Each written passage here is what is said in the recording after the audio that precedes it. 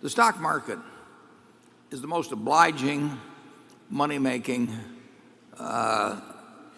place in the world. It's a marvelous game. I mean, the rules are stacked in your favor. That's how Charlie and I have gotten rich. Everyone knows most of the top millionaires in the world are self-made individuals who amass their wealth through a combination of hard work, knowledge, and strategic investing. But have you ever taken a look into their financial journeys and how they clinch that top 1% status? If so, didn't you see a common denominator? It always takes years, if not decades, for them to make their first $100,000. But once they clear that milestone, it's almost as if the universe is on their side, pushing their net worth higher and faster than ever before. Sometimes they double the first hurdle in only a few years. Today we're going to explore the mystery behind why their net worth begins to take off like a rocket ship after crossing the $100,000 threshold, and how we can emulate these strategies by taking inspiration from none other than Warren Buffett, one of the most successful investors ever. You see, while the Oracle of Omaha has amassed billions and grown into a household name when it comes to investing, the fact is that he didn't get there overnight. In fact, about 99% of his wealth was created after his 50th birthday. Guys, Warren Buffett was born in 1930, when the effects of the Great Depression were at their peak. At the age of 6, he was already a savvy businessman, selling gum and Coca-Cola door to door. And by the time he became a teenager, he had already filed his first tax return, owned several pinball machines placed in local barbershops, and held a profit-sharing stake in a 40-acre farm in Omaha. However, it wouldn't be until his late 20s before he was worth $100,000. At the time, he had already finished college, seen several of his bids to work with his mentor Benjamin Graham get rejected, and gone back to Omaha to work for his dad as a stockbroker. But here's where things start to get pretty interesting. In 1960, when the median family income in the U.S. was $5,620 per year, Buffett was already outperforming that figure. In early 1962, he invested almost all of his net worth, which was $450,000 at the time, into his investment partnership. That proved a smart move, as the partnership had grown to $17 million in value by early 1964. Of which his stake was $1.8 million. Yeah, that's right. A man who wasn't even worth $100,000 in his mid-20s suddenly became $1.8 million rich in net worth at age 34. But guess what? In 1982, at the age of 52, Warren Buffett was listed with a net worth of $250 million by Forbes. And if you thought that was crazy, wait until you find out he quadrupled his value and became a billionaire only 3 years later. Sure, his value, just like everyone else in the 2008 financial crisis, took a big dip, as he fell from $62 to $37 billion in the next year. However, by 2020, he had already donated around $37 billion to charity. So, as you can see from our little journey through Warren Buffett's financial milestones, the value of his wealth just kept on growing astronomically once he crossed that $100,000 threshold. Everything after that was just smooth, like butter. But here lies the million-dollar question. Why is the first $100,000 the hardest? It turns out that there are two main reasons for this, with the first being your earning power. Allow us to explain. According to a recent study, Generation Z has approximately 86% less purchasing power than the baby boomer generation did at the same age. And one contributing factor is the prolonged presence of older people in the workforce, making higher-paying positions more scarce for the younger generation. But thankfully, the virtual sphere is the silver lining. The internet provides a significant opportunity for younger people to earn considerably more money than the older generation, given that their older counterparts usually don't know the benefits of the web, like online side hustles.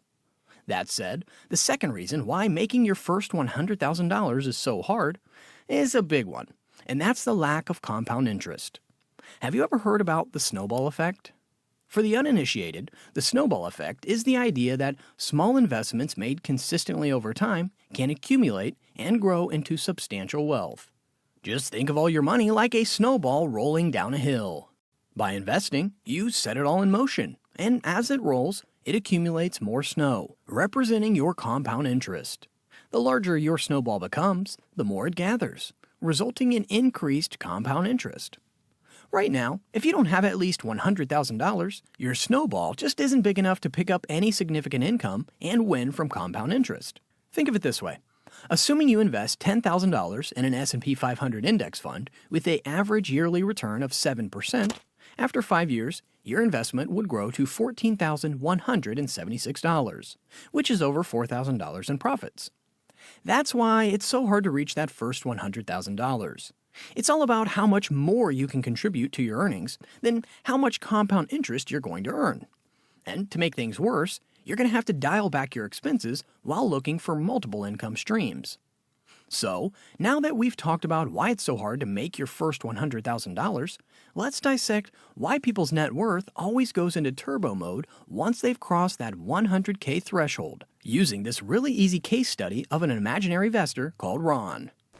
Now, when Ron invests $10,000 annually with an 8% average yearly return, going from nothing to $100,000 will take him approximately 7.64 years. While you may think that's long, if he continues to invest that $10,000 every year at the same rate, he'll be able to save his next $100,000 in 4.7 years. That's 3 years faster. Although he is saving the exact same amount each year, the money he already saved is working harder for him behind the scenes, pushing his net worth higher at a faster rate each year. And guess what? It's not going to slow down. Going from $200,000 to $300,000 will take him less than 3.5 years. If he keeps going, he'll clock $400K in 2.7 years after that. And once our friend Ron gets to this point, it's all but certain that he'll die as a wealthy man if he does something as simple as investing in a low-cost index fund. That's just how powerful compound interest is once you've made that first $100,000. And that's why Warren Buffett always preaches about thinking long-term, because compound interest is simply unbeatable.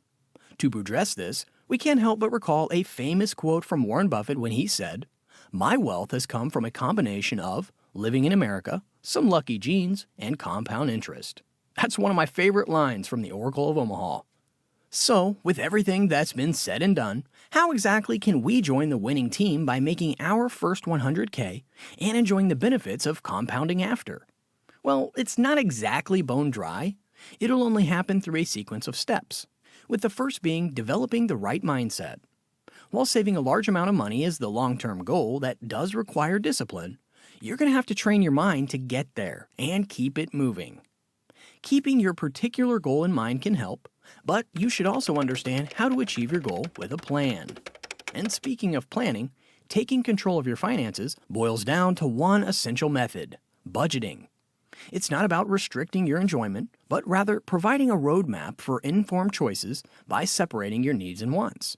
For some people, moving to a smaller house or driving a more economical car can make all the difference, especially if you regularly eat at home and have a nice mini gym to keep fit, instead of spending so much money on membership fees that you're not even going to make use of most of the time.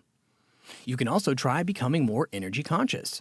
Recycle and reuse items as much as possible before buying new ones, and use cheaper alternative energy to light and heat your home.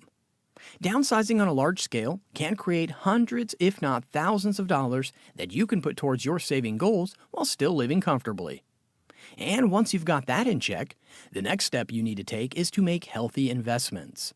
For instance, putting $250 monthly in an S&P 500 index fund with a 7% average yearly return could lead to an impressive outcome. After 40 years, your investment could grow to $656,000, with a substantial $536,000 of that coming from compound interest alone. How crazy is that? Now, before you start saying 4 decades is too long, ask yourself this question. Why do Warren Buffett and a lot of the top investors insist that we all start early? As a matter of fact, a fan once asked Mr. Buffett for tips on how to make $30 billion, and his first piece of advice was loud and clear. Don't forget that Warren Buffett's first venture came out at the age of 6. He worked so hard for so long just before he made that $100,000. But when he finally did, things became much easier. Moving on, did you know that the average American carries up to $21,800 in debt? And that's precisely why the next steps on your journey to make your first $100,000 should be to eliminate all your debts.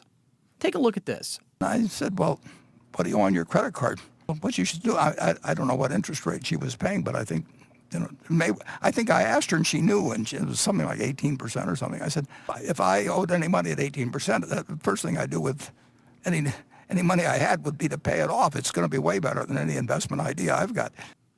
Just think about it. How will you become financially independent if you are neck deep in student loan debt or credit card debt, especially if you're already living well above your means?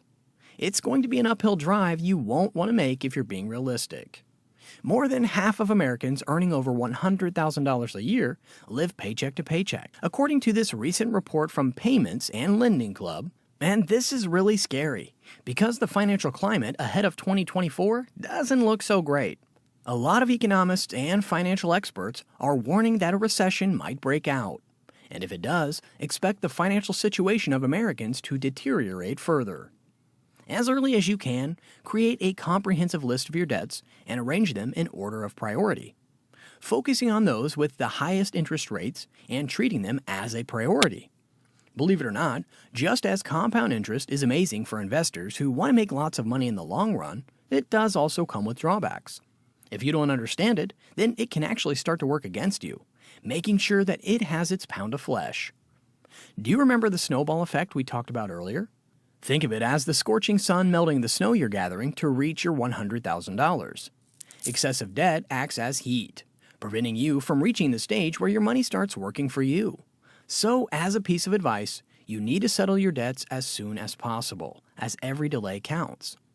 On paper, and with simple logic, you may feel like you're losing lots of money from your repayments. But make no mistake, it's going to save you a lot of money in the long run.